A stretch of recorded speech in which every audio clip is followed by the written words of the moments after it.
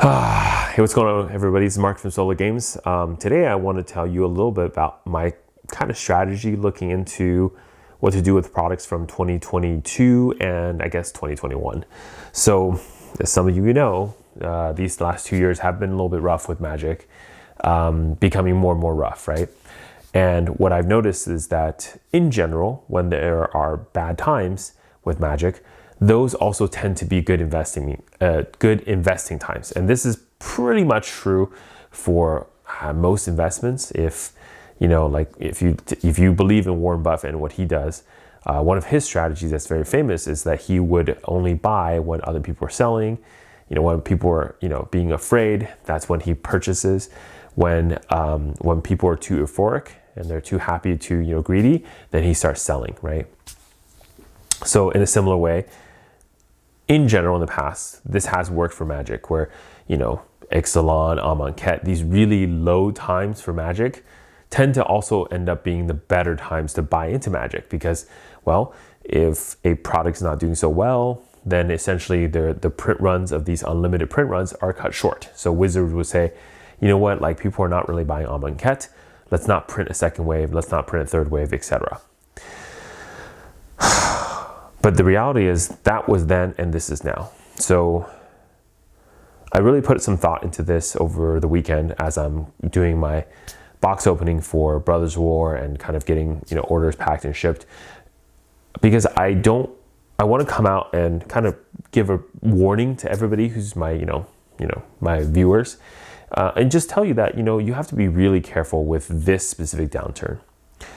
One of the things that has changed and is very different between this downturn versus any other ones is that simply the supply and demand curve is not in the favor of the investors.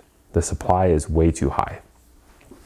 In previous, times when this would happen is that, well, let's say they print 100,000 boxes of Amonkhet and then do another print wave for, let's say, another 100,000 or 50,000, etc. Again, just estimation numbers.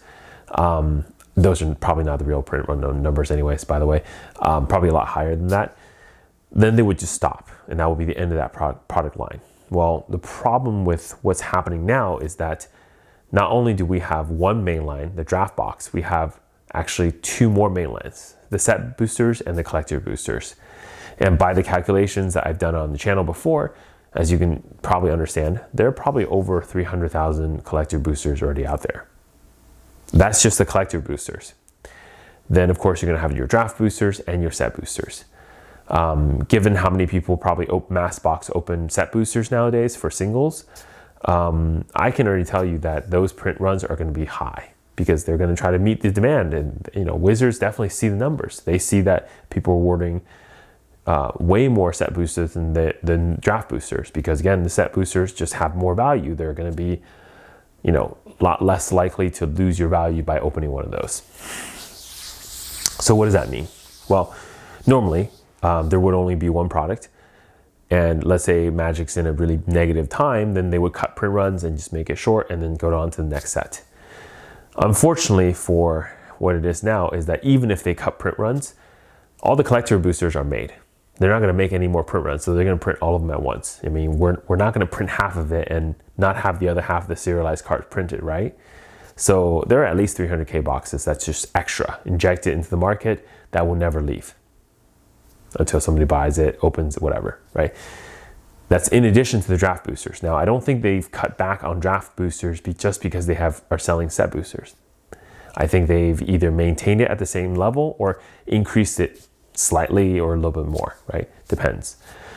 And then it comes to set boosters. And I would say that given the amount of times I've seen set boosters cracked on channels, given how preferential the pricing was when they introduced it in Zendikar Rising to now, I would probably venture to say that set boosters are pushed pretty heavily to the stores, as in they are printed pretty heavily and they are pushed pretty heavily.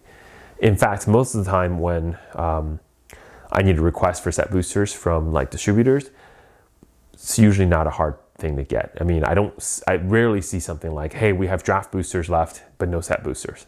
In general, I would see we have set boosters and draft. They're both usually readily available. And this is, of course, because they're print-to-demand products, but also because, well, I think there are a lot of them out there. So be really careful in this. So are we in a magic downturn?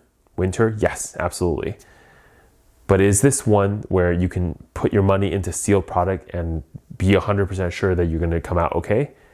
Or be fairly sure? I'm not so sure anymore. I think there's just too much supply in the market. And I think you have to be really, really careful about putting a good amount of money into sealed product in this era.